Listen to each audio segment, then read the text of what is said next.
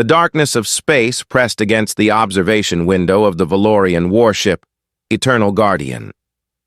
Commander Teo stood alone, watching the distant lights of dying stars flicker like candles in wind. Behind him, the situation reports piled up on his desk like stones in a grave. Each one brought worse news than the last. The Void Swarm had taken another sector, 50,000 soldiers lost, an entire space station destroyed. The parasite creatures moved like a living ocean, consuming everything in their path. They were not like any enemy the Coalition had ever faced. They did not negotiate. They did not retreat.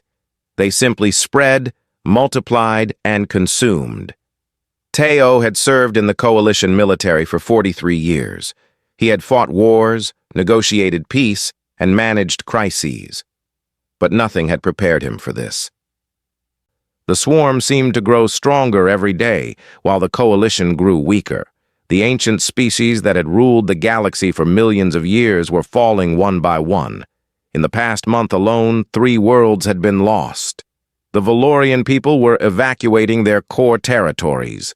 The Kethor, a species known for their impenetrable defense systems, had abandoned 2 of their major stations. Even the proud Theron Empire was pulling back their fleet, preparing for a final stand at their homeworld. Teo turned from the window and sat down at his desk. Around him, the walls of the command center were dark, except for a few blinking lights. Most of the stations were empty now. Half his crew had been transferred to frontline defense. The other half worked without sleep, trying to coordinate what remained of the Coalition's scattered forces. He picked up a data crystal from his desk. It contained the latest analysis from the Coalition's research division. The conclusion was simple, but devastating. At the current rate of expansion, the Void Swarm would reach the Coalition's core worlds in less than 6 months. After that, extinction was not a possibility. It was a certainty. Teo knew what he had to do. There was only one hope left, one possibility that had not been tried. It was desperate, almost shameful to consider, but desperation was all that remained. He moved to the communications console and entered the codes for the deep space relay. The screen flickered, and then a map appeared showing the location of every known inhabited world. Most of the Coalition's territory was now marked in red, the color of danger, the color of death. But there was one blue point on the map, far away on the outer edge of explored space, a small human colony called Kepler 186F. The humans had only joined the Coalition 3 years ago. They were young, inexperienced, and by most standards technologically primitive compared to the other species. When the Coalition had first contacted humanity, most of the older species had treated them like children. The humans were industrious and creative, yes, but they lacked the refinement of the Valorians, the power of the Theron, the intelligence of the Kethor. They were useful as workers and traders, nothing more. That had been the general opinion. But Teo had read the human history files. He had watched their development across thousands of years. They had fought endless wars against each other, had nearly destroyed their own world multiple times, and had somehow managed to survive and build civilization again and again. They had an instinct for survival that the older species had lost. If anyone could help, it would be them. Even though they could offer little in terms of military power, Teo believed that asking for their help was worth trying. He typed a message into the communications system. His hands moved slowly. Part of him knew that what he was about to do would be remembered in Coalition history as an admission of defeat. The great Valorian commander asking the humans for help. The message was simple and direct.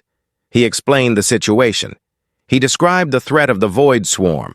He gave the casualty numbers, the loss rates, the timeline until extinction. Then, he made his request. He asked the human colony to send what help they could.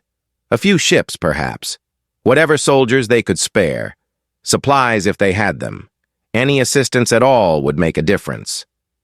Teo knew it was probably hopeless. The human colony was small. They had limited military resources. They might send a single ship and a few thousand troops if they were generous. But even that small gesture would be appreciated. It would show that the coalition was not completely alone in this fight. He looked at the message one more time before sending it. His finger hovered over the send button. This moment would change everything. Once he sent this message, it would be known throughout the coalition that their great commander had turned to the young humans for help. Some would see it as wisdom. Others would see it as shame. Teo pressed the button. The message left the Valorian warship and raced through the dark void of space. It passed by dying planets and abandoned stations. It traveled faster than light itself, bending the rules of physics through technology that had taken millions of years to develop. The message carried the weight of an entire civilization on its shoulders. Somewhere on the other side of the galaxy, on a small human colony far from the Coalition's heart, a receiver picked up the signal. It was nighttime on Kepler 186F. Most humans were sleeping, but in the main communications center, a young technician named Ji-Wan was working the late shift when the message came through. Ji-Wan read the message once, then again, then a third time. His hands were shaking as he understood what he was reading. The Coalition was in trouble. Serious trouble. The kind of trouble that might end civilizations. He immediately woke his commanding officer, Captain Han Sol. Within minutes, the message had been relayed to the colonial governor, K. Rim. Within an hour, emergency meetings were being called. Humanity's moment was about to arrive. They did not yet know it, but the universe was about to learn what humans could do when they decided to fight. The message arrived on Earth at exactly 3:47 in the morning. It was broadcast to every government, every military base, and every news network at the same time. Within 5 minutes, the United Nations emergency session was called. Within 30 minutes, every world leader was watching the distress signal from Commander Teo. General Park Min sat in the main command center in Seoul, watching the faces of the people around him. They showed fear, shock, and something else, something that Park Min recognized from his years of military service. They showed a hunger to act, to do something, to help. The message was clear. The coalition needed help. But what surprised everyone was the scale of the crisis. The older species had never shown fear before. They had always acted like they were invincible, like they controlled the galaxy. Now they were desperate, and they were asking the youngest member of the coalition for support. "What do they want us to do?" asked President Do-jin during the emergency session. She was a tall woman with gray in her hair and wisdom in her eyes. She had led humanity through its first years in the coalition with careful steps and careful words. Park Min stood up and addressed the room. "They are asking for whatever we can send. A few ships, some soldiers, supply materials. They are not asking for much because they do not expect much from us." The military leaders around the table understood immediately what Park Min meant. The older species had never taken humanity very seriously. They had let humans join the coalition, but only as junior partners. Now the older species needed help, and they had asked for a small gesture from people they had always treated as weak. "How much can we send?" asked another general, a woman named Min Hai, who commanded Earth's space forces. Park Min pulled up a display on the screen. It showed Earth's military capacity. The numbers were impressive. Since humanity had joined the coalition 3 years ago, they had been building in secret. Not weapons of war, but the machines and systems needed to support a large military force. Factories, ships, training centers, supply networks. "We could send 10,000 troops, said Min Hai, reading the data. "Perhaps 2 military vessels and a handful of support ships. It would take everything we can spare." "No," said Park Min quietly. Everyone turned to look at him. In the military, Park Min was known as a careful thinker. He did not make emotional decisions. He planned everything down to the smallest detail. But now his face was serious, and his voice was hard. They asked for help because they are desperate, Park Min continued. If we send a small force, it will not make a real difference. They will lose anyway, just a little more slowly. The coalition will fall, and then the void swarm will be at our door. We will have wasted our soldiers for nothing. He pulled up a different file. This one was labeled Full Mobilization Scenario. The room went silent as they looked at the numbers. The 7th Legion, said President Dojin slowly. You want to send the entire 7th Legion? The 7th Legion was Earth's main military force. 500,000 soldiers, sailors, engineers, and support personnel. They were trained for anything. They could fight, they could build, they could adapt to any situation. But they represented almost everything that humanity had. Yes, said Park Min. We send the 7th Legion, plus transport ships, supply vessels, medical teams, engineers, and factory units. We send them fully equipped. We send them ready for a long war, and we prepare additional forces for deployment if needed. General Min Hai looked shocked.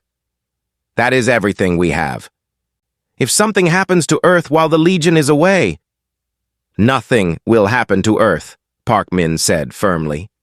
But something will definitely happen to the coalition if we do not act now. We have a choice. We can send a token force and watch the coalition die, or we can send everything and give them a real chance to survive. We can be the heroes they did not expect. The room was silent. President Do-jin closed her eyes and thought for a long moment. The weight of the decision was enormous. She was being asked to send 500,000 people into a war on the other side of the galaxy. There was risk, there was loss, there was uncertainty. But there was also something else. There was the understanding that humanity had finally found its purpose in the wider universe. They were not just traders or workers. They were warriors. They were builders. They were survivors. And this was their moment to prove it. How long until the Legion can be deployed? She asked. Park Min smiled slightly. The Council has actually been preparing for this possibility for months. We have been stockpiling supplies and preparing ships. If you approve this right now, we can have the first wave ready to leave Earth in 48 hours. The full force will be in transit within a week. President Do-jin turned to the other leaders. What do you think? There was no debate. One by one, they agreed. The United Nations voted unanimously. Earth would send the 7th Legion to help the coalition fight the Void Swarm. The moment the decision was made, everything changed. Military bases across the world came alive. Ships that had been in construction were completed at maximum speed. Soldiers who had been waiting for orders received their deployment notices. Supply lines that had been planned were activated. Factories began working around the clock. Word spread throughout Earth's population. The government made the announcement public. For the first time, humanity was sending its full military force into battle alongside other species. The response was overwhelming. Young men and women flooded recruitment centers, demanding to join the effort. Engineers volunteered to work in the supply operations. Scientists offered their knowledge. Even civilians wanted to help in some way. A young doctor named Hai-ji was watching the news when she heard about the mission. She immediately submitted her application to join the medical corps. An engineer named Tae-sung started working extra hours on the ship construction project. A pilot named Min-woo volunteered to command the flagship and lead humanity's forces into the battle. Throughout Earth, millions of people understood that this was their moment. Humanity was about to show the galaxy what they could really do, and they were ready. The 7th Legion prepared for war, but they did not know yet that they would become so much more than soldiers. They would become legends. They would become the hope of an entire galaxy. They would become the reason that the stars would remember humanity forever.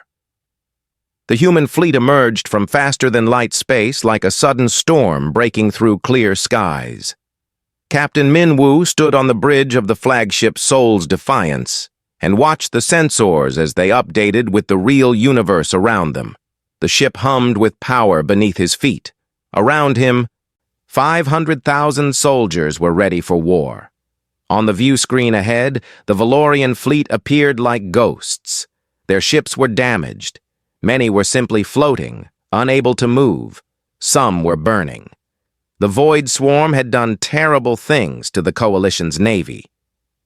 Minwu opened the communication channel to Commander Teo. When the Valorian commander's face appeared on the screen, he looked surprised, then confused, then shocked.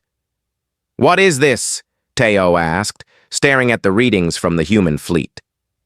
"Earth sends its regards," Minwu said simply. "We have the 7th Legion, 500,000 personnel, full equipment. We are ready to fight. Where do you need us?"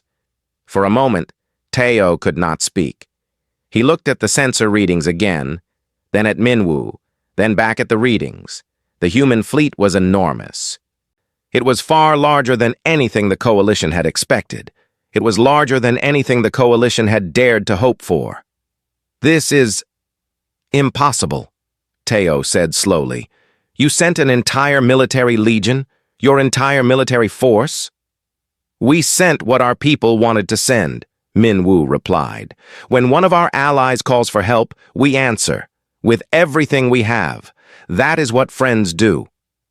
The message of the human fleet's arrival spread throughout the Coalition's command structure like lightning. Within minutes, all the Coalition leaders knew what had happened. The humans had not sent a token force. They had not sent a small gesture of support. They had sent their entire military machine. The older species did not know how to react. For millions of years, they had dominated the galaxy. They had been the leaders, the decision-makers, the powerful ones. The humans had been barely noticed, small newcomers who worked hard but had no real importance. Now those same humans had shown up with a fleet that dwarfed the Coalition's remaining navy. Some of the leaders felt shame. They had underestimated the humans. They had treated them as inferior. Others felt relief. Finally, after months of running and hiding and losing, help had arrived. Real help. Powerful help. But all of them understood one thing. Everything was about to change. The balance of power in the galaxy had shifted in a single moment. Commander Teo personally greeted Minwu as the human captain arrived on the Valorian flagship. They met in a conference room surrounded by holographic displays showing the current war situation. The Void Swarm covered a third of Coalition space. Major worlds were falling every week. The enemy was vast, unstoppable, and growing. "We have analyzed the situation," said Teo, showing Minwu the data. "The swarm moves in large formations. They consume everything in their path. Our traditional military tactics do not work well against them. They seem to act as one organism, with complete coordination between all parts." Minwu studied the displays carefully. General Park Min had sent him detailed battle analysis before he left Earth. Humanity had seen wars before. Many wars. They had learned many ways to fight. "You are trying to fight them like they are an intelligent enemy," Minwu said. "Calculating, planning, looking for weakness. But that is not what they are." "What do you mean?" asked Teo. "They are a swarm," Minwu explained. "Every part is connected. But they do not think like we think. If you can overwhelm their senses, if you can attack them so fast and so hard that their network cannot process it all at once, their coordination breaks down. They become individual creatures instead of one organism, and individual creatures are easy to kill." Teo looked at the human captain with new respect. "You understand them. How?" "Because humans have fought like this for millions of years," Minwu said. "Not with insects, but with each other.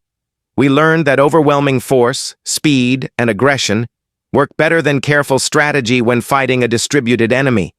The swarm operates the same way an insect colony does, attack from many angles at once, and the whole system collapses."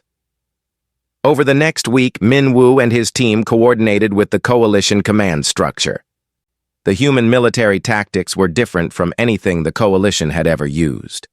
Where the older species preferred slow, careful movements, the humans wanted speed. Where the coalition prepared for long sieges, the humans wanted quick strikes. Where the coalition calculated every move, the humans adapted on the fly.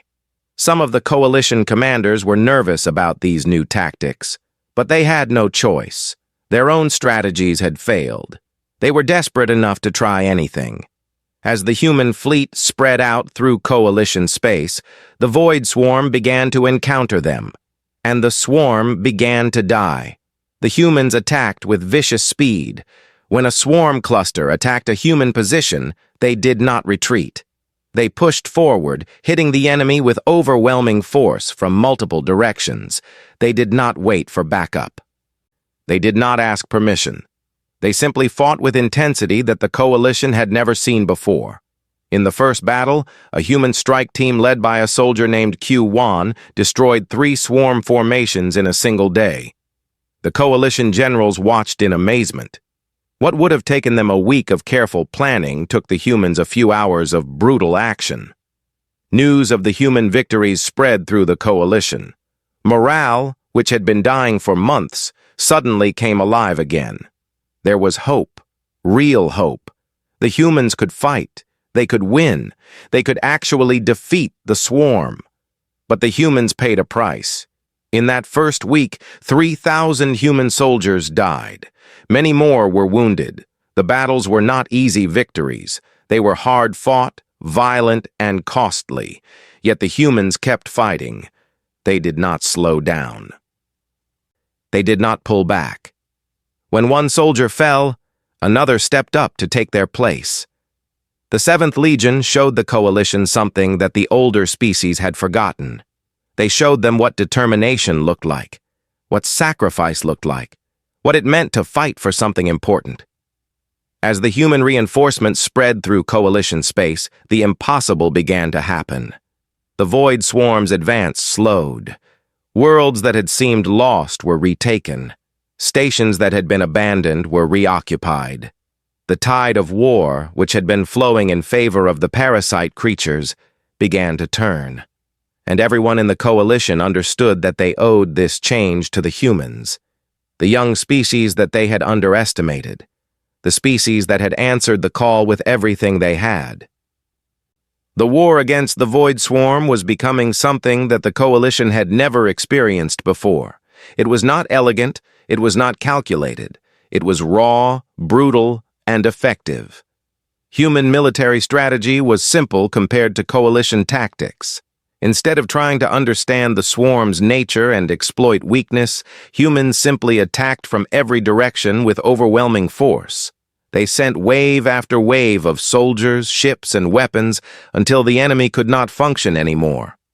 General Park Min commanded from Earth, but he received reports constantly from the battlefield. Each report made him proud of the 7th Legion. They were doing the impossible. They were winning a war that the coalition believed was unwinnable, but winning came at a cost. Every day brought casualty reports. Some days were harder than others. A single battle might result in hundreds of human deaths, sometimes thousands. Yet the soldiers kept going. They did not question the orders. They understood what was at stake. The coalition was fighting for survival. Humanity had joined that fight not because they had to, but because they chose to. One soldier named Jiho was sitting in a transport ship heading to the next battle zone. Around him were hundreds of other soldiers. Some were quiet, thinking about home. Some were checking their weapons. Some were sleeping, taking rest while they could. Jiho looked out the window at the stars passing by. He had been a student 3 months ago, studying engineering on Earth. Then the war came, and he volunteered. Now he was a soldier, heading to fight creatures he had never dreamed existed. "You scared?" asked the soldier next to him. "A woman named Su-Jin." "Yes," Jiho answered honestly. "Are you?" "Terrified," Su-Jin said with a small smile. "But we are going anyway. That is what being human means. We are scared, but we do it anyway."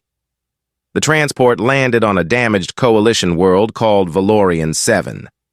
The planet had been half consumed by the swarm before the humans arrived. Now it was being retaken piece by piece, battle by battle.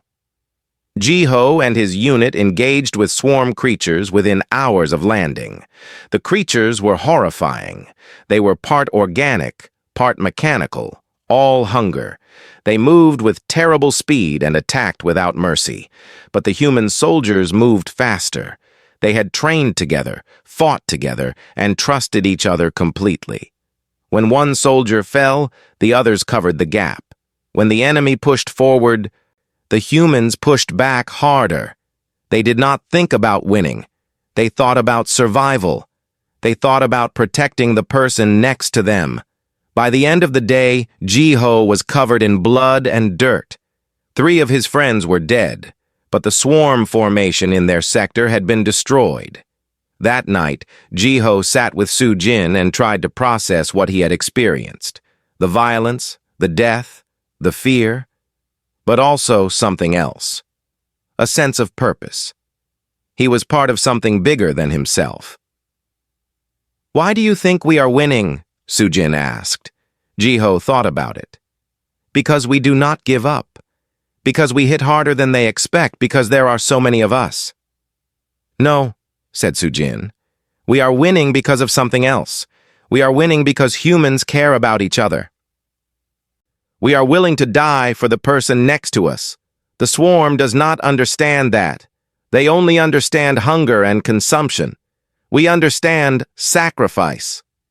Throughout the coalition space, similar scenes were happening. Humans fighting swarm creatures, humans taking territory back from the parasite, humans showing the galaxy something new. Dr. Haiji was working in a medical center, treating wounded soldiers from both the human army and the coalition forces. She had been working for 16 straight hours, performing surgery, bandaging wounds, and trying to save lives. A Valorian soldier came through the medical center with severe injuries. Traditional medicine was failing. The human doctor studied the alien physiology quickly and improvised a new technique, combining human surgical knowledge with coalition medical technology.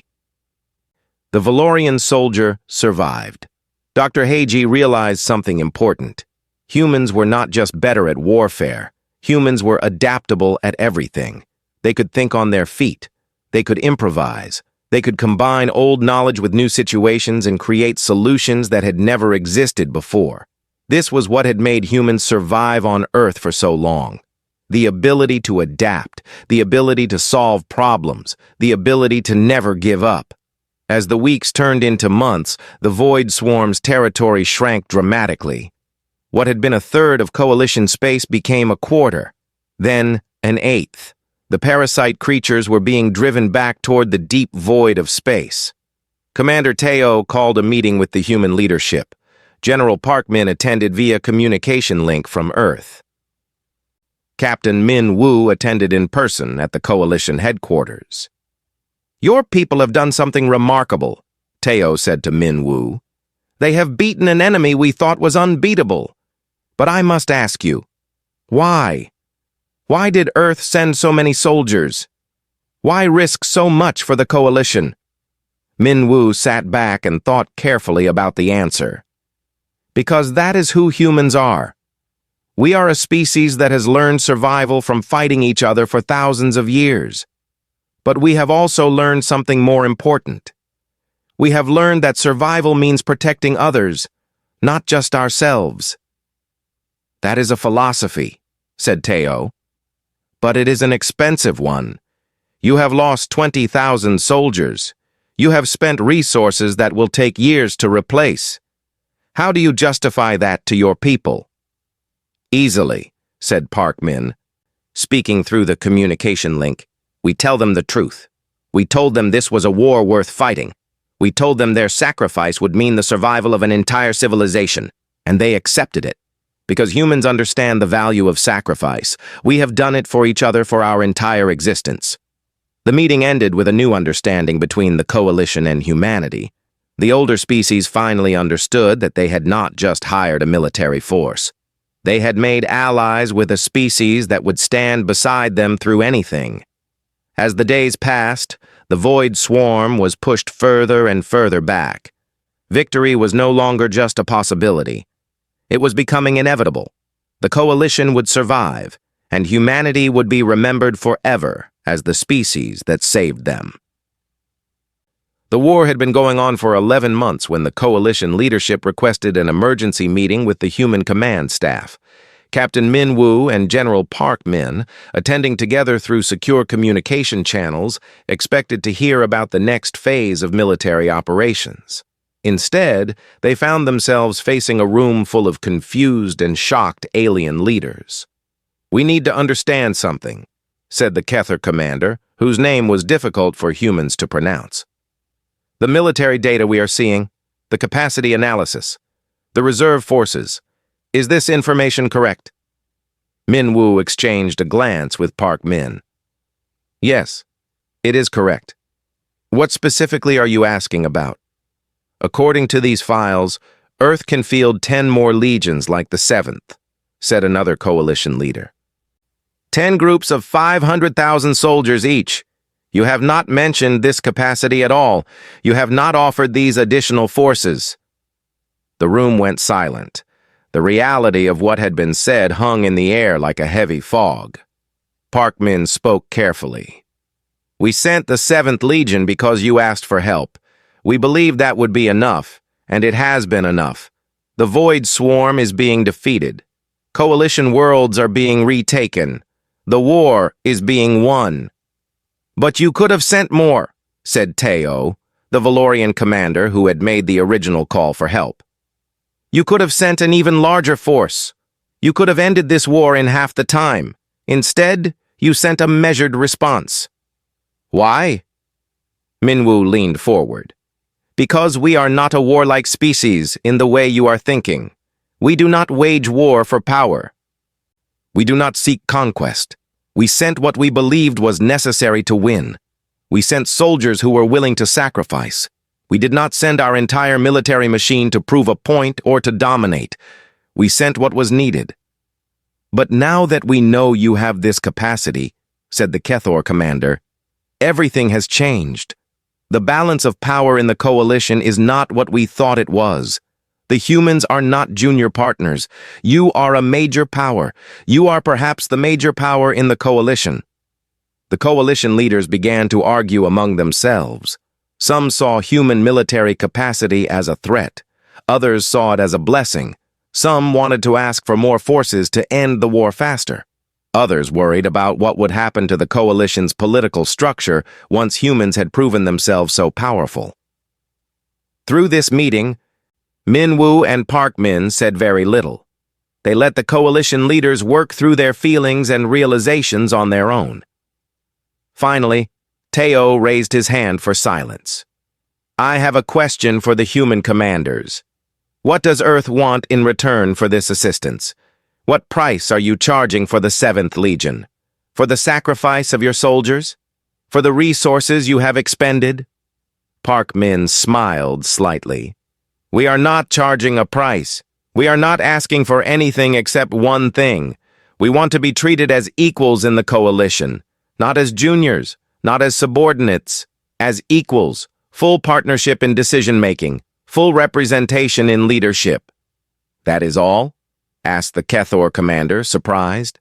"That is enough," said Minwoo, "because it means you respect us. It means you understand that we have value. It means we are truly part of something together." The coalition leaders agreed. Within hours, new coalition agreements were being drafted. Human representatives would be given equal voice in coalition decisions. Earth would have permanent seats on the council.